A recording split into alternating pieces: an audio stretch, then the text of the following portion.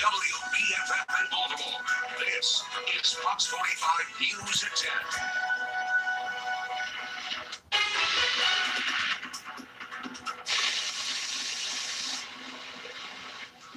Tornado warnings with powerful winds and strong rain. It's a deadly storm pushed its way through. The strong winds, snapping trees, the driving rain and lightning, leaving damage behind.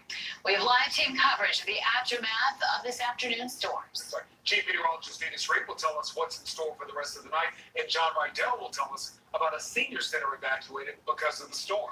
But first, Keith Daniels joins us live from Finksburg, where one person died in this storm. Keith.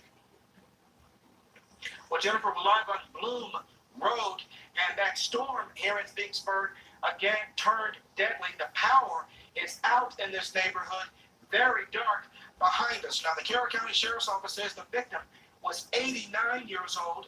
Investigators say the man was standing in his driveway just before 6:30 tonight when high winds knocked down a tree. That tree trapped him underneath.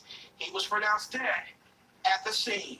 Now, there were other storm-related incidents in Carroll County this evening, not life-threatening, but for one family, it was scary. Wicked weather knocked down a huge tree limb. It fell on a power line. It happened on Sykesville Road. Neighbors say at first they thought lightning had struck the house. The storm did do damage and knocked out power in that area, too. Everything got bright. Of course, I turned my head like that because it was bright. So it's kind of shocking. Women were freaking out, screaming. Sorry. I don't know. It's actually pretty long, really. We don't have any air conditioners. I don't think they run on power. And I think it's just going to be very warm. Well, the storm left behind damage at a number of locations in Carroll County. Several downed trees, including along Route 32, just east of Sykesville. That caused a significant impact on traffic in that area. Now, we are back here live where I spoke with the sheriff, Sheriff Jim DeWeese, about 15 minutes ago. He says hopefully they should have an update on this deadly situation that happened here, including the victim's name. We're live now at Finksburg. Keith Daniels, Fox 45 News.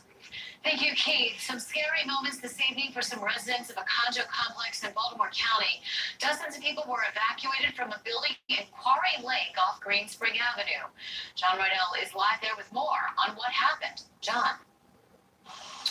But Jennifer, first of all, the good news, no one was hurt in this incident, but obviously some tense moments when firefighters arrive and knock on your door telling you that you have to evacuate. That's what happened here earlier this evening.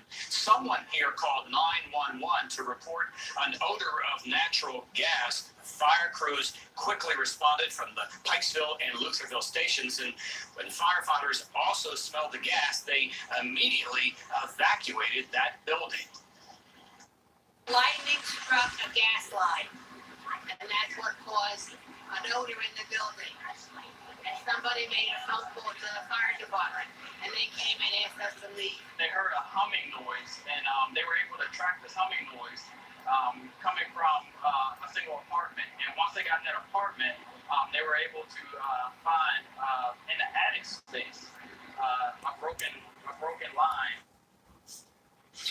So once firefighters discovered the source of that gas leak, it was turned off and then repaired.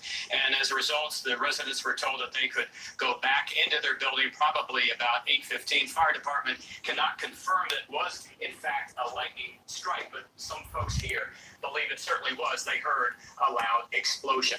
We're live in Pikesville. John Rydell, Fox 45 News. John, thank you. The fierce winds toppled a huge tree along Green Spring Avenue in Baltimore County. Joy LaPola was at the scene a short time after the tree fell.